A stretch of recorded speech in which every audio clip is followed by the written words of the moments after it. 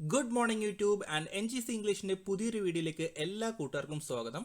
So നമ്മൾ തൊട്ട് മുൻപ് ചെയ്തിരുന്ന വീഡിയോയിൽ നമ്മുടെ പുതിയ 10ാം ക്ലാസ്സിൻ്റെ ഇംഗ്ലീഷ് ടെക്സ്റ്റ് ബുക്കിൻ്റെ ഫസ്റ്റ് യൂണിറ്റ് ആയിട്ടുള്ള ട്രയൽസ് ആൻഡ് ട്രയംസ് എന്ന് പറയുന്ന ആ ഒരു യൂണിറ്റിൻ്റെ കണ്ടൻസിനെ കുറിച്ച് നമ്മൾ സംസാരിച്ചിരുന്നു. സോ ഈ ഒരു വീഡിയോയിൽ നമ്മൾ പറയാനായിട്ട് പോകുന്നത് ആ ട്രയൽസ് ആൻഡ് ട്രയംസ് എന്ന ഫസ്റ്റ് യൂണിറ്റിലെ ഫസ്റ്റ് ചാപ്റ്റർ ആയിട്ടുള്ള ഗബ്രിയേൽ ഗാർസിയ മാർക്വസ് എന്ന എഴുത്തുകാരൻ എഴുതിയിട്ടുള്ള A very old man with enormous wings എന്ന ചാപ്റ്ററിൻ്റെ ഒരു ഇൻട്രൊഡക്ഷൻ ആണ്. സോ ഒരു ഇൻട്രൊഡക്ഷനായിട്ട് നമ്മുടെ ടെക്സ്റ്റ് ബുക്കിൽ തന്നെ ലെറ്റ്സ് ലോഗിൻ എന്ന് പറഞ്ഞിട്ട് ചെറിയൊരു കോട്ട് തന്നിട്ടുണ്ട്.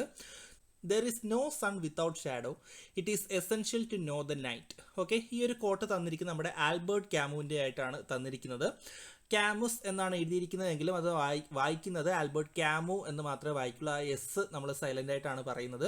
സോ ആൽബർട്ട് ക്യാമു എന്ന് പറയുന്ന 1957 ലിറ്ററേച്ചറിൽ നോബൽ സമ്മാനം ലഭിച്ച second youngest recipient of Nobel prize ആയിട്ടുള്ള അദ്ദേഹത്തിന് 44ാമത്തെ വയസ്സിലാണ് അദ്ദേഹത്തിന് ഈ ഒരു നോബൽ പ്രൈസ് ലഭിക്കുന്നത്. സോ അങ്ങനെ 1957 44ാമത്തെ വയസ്സിൽ ലിറ്ററേച്ചറിൽ നോബൽ പ്രൈസ് ലഭിച്ച ആൽബർട്ട് ക്യാമു എഴുതിയിരിക്കുന്ന അല്ലെങ്കിൽ അദ്ദേഹത്തിൻ്റെതായിട്ടുള്ള ഒരു കോട്ടാണ് ഇവിടെ തന്നിരിക്കുന്നത്.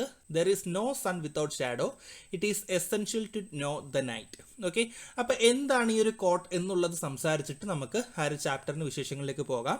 സോ കോട്ട് തന്നിരിക്കുന്നത് എന്താണ്? There is no sun without shadow, അതായത് ഒരു നിഴലില്ലാതെ എന്തില്ലെന്നാണ് പറയുന്നത്? ഒരു പ്രകാശം അല്ലെങ്കിൽ ഒരു സൂര്യനില്ല എന്നാണ് ഇവിടെ പറയുന്നത്. ഓക്കെ, നിഴലില്ലാതെ സൂര്യനില്ല. It is essential to know the night.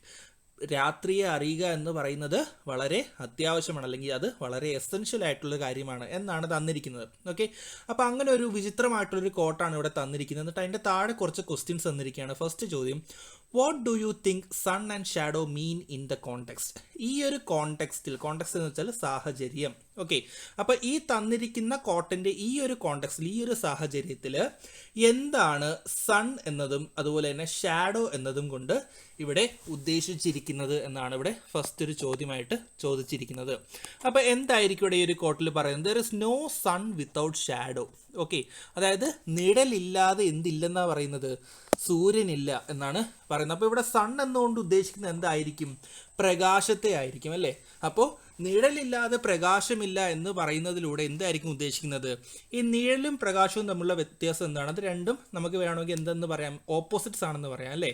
നിഴൽ എന്ന് പറഞ്ഞാൽ ഒരു ഡാർക്ക് ആയിട്ടുള്ള ഒരു ഏരിയയും സൺ അല്ലെങ്കിൽ പ്രകാശം എന്ന് പറയുന്നത് ലൈറ്റുമാണ്. അപ്പോൾ ഈ ഒരു പോളാർ ഓപ്പോസിറ്റ്സ് ആയിട്ടുള്ള രണ്ട് വസ്തുക്കൾ അല്ലെങ്കിൽ രണ്ട് മെറ്റഫേഴ്സ് ആണ് ഇവിടെ യൂസ് ചെയ്തിരിക്കുന്നത്. അപ്പോൾ ഇവിടെ നമുക്ക് എന്തായിട്ട് കണക്കാക്കാൻ വേണമെങ്കിൽ ഈ ഷാഡോ എന്ന് പറയുന്നത് നമ്മുടെ ജീവിതത്തിൽ നേരിടുന്ന പലതരത്തിലുള്ള എന്താണ് ബുദ്ധിമുട്ടുകൾ അല്ലെങ്കിൽ വിഷമതകളൊക്കെയാണ് നമ്മളിവിടെ ഷാഡോ എന്നതുകൊണ്ട് ഉദ്ദേശിക്കുന്നത്. അപ്പോൾ ഇത്തരത്തിലുള്ള ബുദ്ധിമുട്ടിലൂടെ കടന്നു പോയാൽ മാത്രമേ നമുക്ക് എന്ത് മനസ്സിലാവത്തുള്ളൂ? ഈ സൺ അല്ലെങ്കിൽ ആ ഒരു ലൈറ്റ് അല്ലെങ്കിൽ ആ ഒരു പ്രകാശത്തെ അല്ലെങ്കിൽ ആ ഒരു നല്ല സിറ്റുവേഷൻസിനെ അല്ലെങ്കിൽ സന്തോഷത്തെ നമുക്ക് മനസ്സിലാക്കാനായിട്ട് സാധിക്കുകയുള്ളൂ എന്നാണ് ഇവിടെ ഉദ്ദേശിച്ചിരിക്കുന്നത്. അപ്പോൾ ഈ ഒരു quote, there is no sun without shadow, it is essential to know the night എന്നതുകൊണ്ട് ഇവിടെ ബേസിക്കലി ഉദ്ദേശിക്കുന്നത് എന്താണ്? നമുക്ക് ജീവിതത്തിൽ നമ്മൾ പലപ്പോഴും കരുതി എനിക്ക് എന്തുകൊണ്ട് ഈ കഷ്ടതകളൊക്കെ വരുന്നതെന്നൊക്കെ നമ്മൾ ചിലപ്പോൾ വിഷമം വരുമ്പോൾ ചിന്തിക്കാറുണ്ട്. പക്ഷേ ഈ ഒരു വിഷമകതകൾ അല്ലെങ്കിൽ ഇത്തരത്തിലുള്ള സങ്കടങ്ങളൊക്കെ അനുഭവിച്ചാൽ മാത്രമേ നമുക്ക് എന്ത് ചെയ്യാൻ പറ്റത്തുള്ളൂ? നമ്മുടെ ലൈഫിൽ നമുക്ക് കിട്ടുന്ന ചെറിയ ചെറിയ സന്തോഷങ്ങൾ നമുക്ക് ആസ്വദിക്കാനായിട്ട് പറ്റത്തുള്ളൂ. അതുകൊണ്ട് തന്നെയാണ് ഇവിടെ എന്ത് പറയുന്നത്? It is essential. എസെൻഷ്യൽ എന്ന് വെച്ചാൽ വെരി ഇമ്പോർട്ടൻറ്റ് അല്ലെങ്കിൽ വളരെ അത്യാവശ്യമാണ്, ഒഴിച്ചുകൂടാനാവാത്തതാണ്. എന്ത്? To know the night. ആ ഒരു ഇരുട്ടിനെ അല്ലെങ്കിൽ ആ രാത്രിയെ അറിയുക എന്ന് പറയുന്നത് വളരെ എസെൻഷ്യലാണ്. കാരണം ആ ഒരു ഇരുട്ടിനെ അല്ലെങ്കിൽ ആ ഒരു പ്രയാസത്തെ നമുക്ക് അതിൻ്റെ ആ ഒരു പൂർണ്ണമായ എഫക്റ്റിൽ മനസ്സിലാക്കിയാൽ മാത്രമേ നമുക്ക് എന്ത് ചെയ്യത്തുള്ളൂ? ചെറിയ ചെറിയ സന്തോഷങ്ങളുടെ വില നമുക്ക് മനസ്സിലാവുള്ളൂ. നമ്മൾ പലപ്പോഴും പറയുന്നത് ദാരിദ്ര്യം അറിയുന്നവർക്ക് എന്തിൻ്റെ ഇത് അനുഭവിക്കാൻ പറ്റും? ആ ഒരു പൈസയുള്ള സാഹചര്യത്തിൻ്റെ ആ ഒരു സുഖം അനുഭവിക്കാനായിട്ട് പറ്റുള്ളൂ. അതുപോലെ തന്നെ കഷ്ടതകൾ ജീവിതത്തിൽ അനുഭവിക്കുന്നവർക്ക് മാത്രമേ എന്ത് ചെയ്യത്തുള്ളൂ? അതില്ലാത്തൊരവസ്ഥയെ അത് ആസ്വദിക്കാനും എൻജോയ് ചെയ്യാനും ഒക്കെ സാധിക്കുള്ളൂ. അപ്പോൾ ഇവിടെ ഫസ്റ്റ് ചോദ്യം തന്നിരിക്കുന്നത് what do you think sun and shadow mean in the context? ഈ ഒരു കോട്ടിൻ്റെ ആൽബർട്ട് ക്യാമുവിൻ്റെ ഈ ഒരു കോട്ടിൻ്റെ സിറ്റുവേഷൻ സാഹചര്യത്തിൽ എന്താണ് സൺ ആൻഡ് ഷാഡോ കൊണ്ട് ഉദ്ദേശിക്കുന്നത്? അപ്പോൾ നമുക്ക് ഇവിടെ എന്തെന്ന് പറയാം? ഈ ഒരു സൺ എന്ന് പറയുന്നതും അതുപോലെ ഷാഡോ എന്ന് പറയുന്നതും അതുപോലെ തന്നെ ഈ നൈറ്റ് എന്ന് പറയുന്നതും ഒക്കെ എന്താണെന്ന് നമുക്ക് പറയാടേ? ഇതെല്ലാം നമുക്ക് മെറ്റഫർ ആണെന്ന് പറയാം അല്ലേ?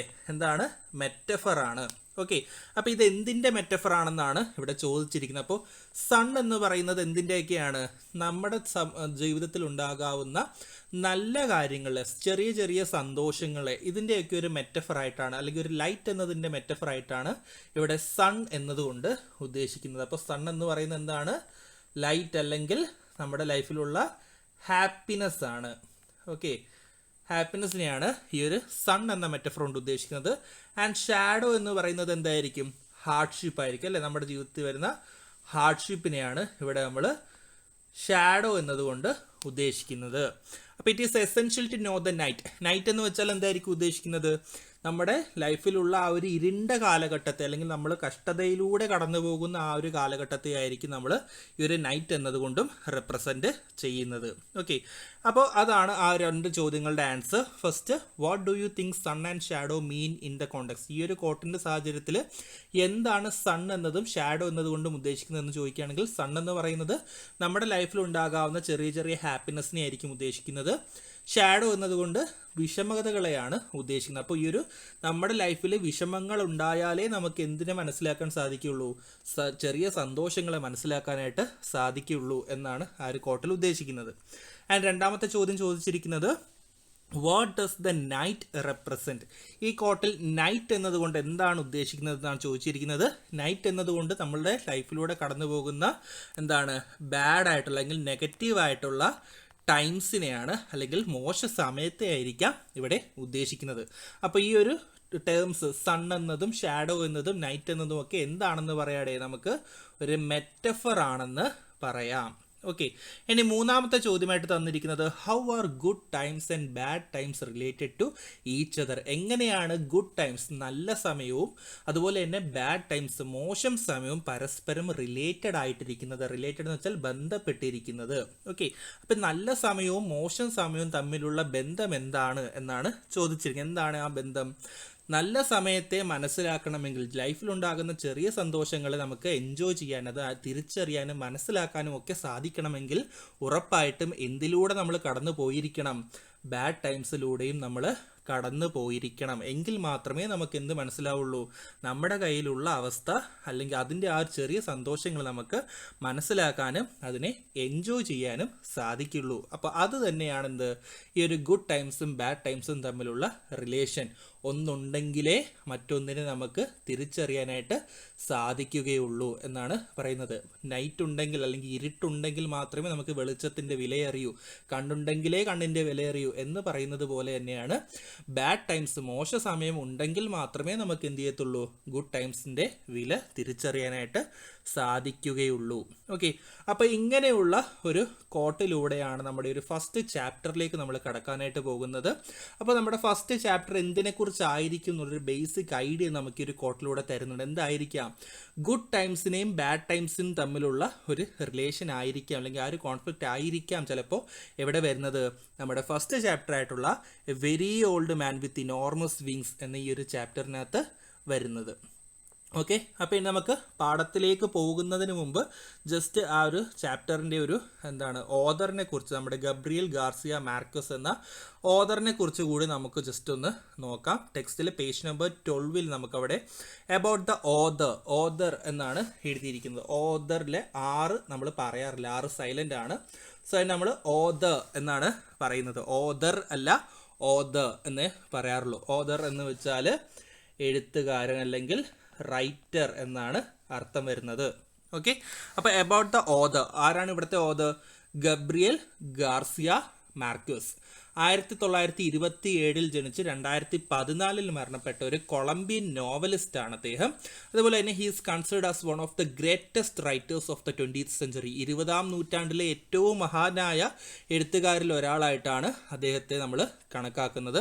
And he was awarded the Nobel prize four literature in 1982. 1982 സാഹിത്യത്തിനുള്ള നോബൽ സമ്മാന ജേതാവ് കൂടിയാണ് നമ്മുടെ എഴുത്തുകാരനായിട്ടുള്ള ഗബ്രിയൽ ഗാർസിയ മാർക്കസ് എന്ന് പറയുന്നത്. His notable works are love in the time of cholera, no one rides to the colonel and 100 years of solitude. അപ്പോൾ ഇതൊക്കെയാണ് അദ്ദേഹത്തിൻ്റെ പ്രധാനപ്പെട്ട വർക്കുകൾ എന്ന് പറയുന്നത്. And he's one of the best non Latin American writers of our times. നമ്മുടെ ഈ ഒരു കാലഘട്ടത്തെ അല്ലെങ്കിൽ ഈ ഒരു 20th സെഞ്ചുറി അല്ലെങ്കിൽ 21st സെഞ്ചുറിയിലെ ഏറ്റവും നോൺ ആയിട്ടുള്ള അല്ലെങ്കിൽ ഏറ്റവും പോപ്പുലർ ആയിട്ടുള്ള ഒരു ലാറ്റിൻ അമേരിക്കൻ റൈറ്റർ കൂടിയാണ് നമ്മുടെ ഓതറായിട്ടുള്ള ഗബ്രിയൽ ഗാർസിയ മാർക്യൂസ് എന്ന് പറയുന്നത്. ഓക്കെ, അപ്പോൾ അദ്ദേഹം 1927 ജനിച്ച് 2014 മരണപ്പെട്ട ഒരു ലാറ്റിൻ അമേരിക്കൻ അല്ലെങ്കിൽ കൊളംബിയൻ നോവലിസ്റ്റ് ആണ്. 1982 അദ്ദേഹത്തിന് നോബൽ പ്രൈസ് ലിറ്ററേച്ചറിന് ലഭിക്കുന്നത്. അദ്ദേഹത്തിൻ്റെ പ്രധാനപ്പെട്ട വർക്കുകൾ എന്ന് പറയുന്നത് love in the time of cholera, no one writes to the colonel and 100 years of solitude. ഇതൊക്കെയാണ് അദ്ദേഹത്തിൻ്റെ പ്രധാനപ്പെട്ട വർക്കുകൾ. ഇനി നമ്മൾ കഴിഞ്ഞ വീഡിയോയിൽ ആ ഒരു യൂണിറ്റ് ഇൻട്രൊഡക്ഷൻ്റെ സമയത്ത് നമ്മൾ പറഞ്ഞിരുന്നു ഈ ഒരു ചാപ്റ്റർ അല്ലെങ്കിൽ ഈ ഒരു ഗബ്രിയൽ ഗാർസിയ മാർക്കസിൻ്റെ എഴുത്തുകളിലെല്ലാം നമുക്ക് കാണാൻ പറ്റാവുന്ന ഒരു ഘടകമാണ് അദ്ദേഹത്തിൻ്റെ മാജിക്കൽ റിയലിസം എന്ന് പറയുന്ന ഒരു എലമെൻ്റ്. അതായത് തികച്ചും യഥാർത്ഥമെന്ന് തോന്നുന്ന ഒരു സാഹചര്യത്തിൽ അമാനുഷികമായിട്ടുള്ള ക്യാരക്ടേഴ്സ് ഇൻട്രൊഡ്യൂസ് ചെയ്യുന്ന ആ ഒരു രീതിയിലുള്ളൊരു എഴുത്ത് രീതി, അതിനെയാണ് നമുക്ക് മാജിക്കൽ റിയലിസം എന്ന് പറയുന്നത്. അപ്പോൾ ആ ഒരു എഴുത്ത് രീതിയെക്കുറിച്ച് കൂടി നമുക്ക് ടെക്സ്റ്റിൽ കൊടുത്തിട്ടുണ്ട് തൊട്ടടുത്ത പേജിൽ. അപ്പോൾ അതുകൂടി നോക്കിയതിന് ശേഷം നമുക്ക് ചാപ്റ്ററിലേക്ക് പോകുന്നതായിരിക്കും നല്ലതെന്ന് തോന്നുന്നു. സോ നമുക്കൊന്ന് വായിച്ചു നോക്കാം. Magical realism is one of the unique narrative styles of the last century. Many Latin American writers like Gabriel Garcia Marquez and others such as Salman Rushdie and Angela Carter have contributed to the genre. Works in the genre depict the real world with an undercurrent of magic or fantasy. Like fairy tales, works of magical realism blur the line between fantasy and reality. അപ്പോൾ അല്ല പറഞ്ഞതിൽ ഏറ്റവും ലാസ്റ്റത്തെ point ആണ് അതിൽ ഏറ്റവും important ആയിട്ടുള്ളത്. എന്താണ്? Works of magical realism blur the line between fantasy and reality. അപ്പോൾ അതാണ് അതിൻ്റെ ഒരു ബേസ് എന്ന് പറയുന്നത്. അപ്പോൾ എന്താണ് magical realism? They blur the line between fantasy and reality. യഥാർത്ഥമായ ലോകത്തെയും നമ്മുടെ സാങ്കല്പിക ലോകത്തെയും ഇവ തമ്മിലുള്ള ആ ഒരു ഇവയെ സെപ്പറേറ്റ് ചെയ്യുന്ന ആ ഒരു ലൈൻ ബ്ലർ ചെയ്യുന്നതിലൂടെ റിയൽ എന്ന് തോന്നിപ്പിക്കുന്ന രീതിയിൽ എന്തിനെ ഇൻട്രൊഡ്യൂസ് ചെയ്യുന്നു? മാജിക്കൽ ആയിട്ടുള്ള കാര്യങ്ങൾ അല്ലെങ്കിൽ ഫാൻറ്റസിയെ ഇൻട്രൊഡ്യൂസ് ചെയ്യുന്ന ഒരു റൈറ്റിംഗ് സ്റ്റൈലാണ് മാജിക്കൽ റിയലിസം എന്ന് പറയുന്നത്. അത് നമ്മുടെ കഴിഞ്ഞ നൂറ്റാണ്ടിൽ ഉണ്ടായി വന്ന വളരെ യുണീക്ക് ആയിട്ടുള്ള ഒരു നറേറ്റീവ് സ്റ്റൈലാണ് ഈ ഒരു മാജിക്കൽ റിയലിസം എന്ന് പറയുന്നത്. ഇത് പ്രധാനപ്പെട്ട ലാറ്റിൻ അമേരിക്കൻ റൈറ്റേഴ്സ് ആയിട്ടുള്ള നമ്മുടെ എഴുത്തുകാരൻ കൂടിയായ ഗബ്രിയൽ ഗാർസിയ മാർക്കസ്, അതുപോലെ തന്നെ മറ്റ് എഴുത്തുകാരായിട്ടുള്ള സൽമാൻ റുഷ്ദി, അതുപോലെ ആഞ്ചല കാർട്ടർ, ഇവരൊക്കെ ഈ ഒരു ജനറലിലേക്ക് മാജിക്കൽ റിയലിസത്തിലൂടെയുള്ള എഴുത്ത് രീതിയിലേക്ക് അവർ ഒരുപാട് കോൺട്രിബ്യൂഷൻസ് നടത്തിയിട്ടുണ്ട്. ആൻഡ് ഈ ഒരു വർക്കിൻ്റെ പ്രധാനപ്പെട്ട ഒരു പ്രോപ്പർട്ടി അല്ലെങ്കിൽ അതിൻ്റെ ഒരു ക്യാരക്ടറാണ് എന്തെന്ന് പറയുന്നത് the depict the real world with an undercurrent of magic or fantasy. യഥാർത്ഥമായ ലോകത്ത് നടക്കുന്ന ഒരു കഥയെ അമാനുഷികമായിട്ടുള്ള ക്യാരക്ടേഴ്സ് കൂടി കലർത്തിക്കൊണ്ട് അവതരിപ്പിക്കുന്നു. Like fairy tales. ഏതുപോലെയാണ് ഫെയറി ടെയിൽസ്? നമ്മൾ പറയാറില്ല, കൊച്ചുകുട്ടികളുടെ പറഞ്ഞു കൊടുക്കുന്ന കഥകളില്ല, മാലാഖമാർ വന്നു എന്നൊക്കെ പറഞ്ഞിട്ട്. സോ അത്തരത്തിലുള്ള എലമെൻസിനെ വളരെ റിയലിസ്റ്റിക് ആയിട്ട് അവതരിപ്പിക്കുന്ന ഒരു രീതിയാണ് മാജിക്കൽ റിയലിസം എന്നതുകൊണ്ട് ഉദ്ദേശിക്കുന്നത്. അപ്പോൾ ഇത്തരത്തിലുള്ള മാജിക്കൽ റിയലിസം യൂസ് ചെയ്തിട്ടുള്ള ഒരു സ്റ്റോറിയാണ് നമുക്ക് ഫസ്റ്റ് ചാപ്റ്ററിൽ പഠിക്കാനായിട്ടുള്ള a very old man with enormous wings എന്ന് പറയുന്നത്. ഇനോർമസ് എന്ന് വെച്ചാൽ വളരെ വലുത് എന്നാണ് അർത്ഥം. ഓക്കെ, അപ്പോൾ ഫസ്റ്റ് പാർട്ട് നോക്കി. A very old man. A very old മാൻ എന്ന് വെച്ചാൽ വളരെ വയസ്സായ ഒരു മനുഷ്യൻ. അത് നമുക്ക് റിയലായിട്ട് ചിന്തിക്കാൻ പറ്റുന്നതാണ്. പക്ഷേ ഇനോർമസ് വിങ്സ് എന്ന് പറയുന്ന ഒരു ക്യാരക്ടർ, ഒരു ഫെയറി ടെയിൽ ക്യാരക്ടർ ആ വ്യക്തിക്ക് കൊടുത്തിരിക്കുകയാണ്. വളരെ വലിയ ചിറകുകളുള്ള ഒരു വൃദ്ധനെയാണ് നമ്മൾ ഈ ഒരു പാഠത്തിൽ പരിചയപ്പെടാനായിട്ട് പോകുന്നത്. സോ ഈ ഒരു ചാപ്റ്ററിൻ്റെ ബാക്കിയുള്ള കാര്യങ്ങൾ അല്ലെങ്കിൽ ചാപ്റ്ററിലേക്ക് ഡയറക്റ്റ് നമ്മൾ അടുത്ത വീഡിയോയിലൂടെ ആയിരിക്കും പോകുന്നത്. സോ നിങ്ങൾക്ക് ഇഷ്ടപ്പെട്ടെങ്കിൽ ചാനൽ ലൈക്ക് ചെയ്യുക, നിങ്ങളുടെ മറ്റ് സുഹൃത്തുക്കൾക്ക് കൂടി ഷെയർ ചെയ്യുക, ആൻഡ് ഉറപ്പായിട്ടും മറക്കാതെ ചാനൽ സബ്സ്ക്രൈബ് ചെയ്യുക.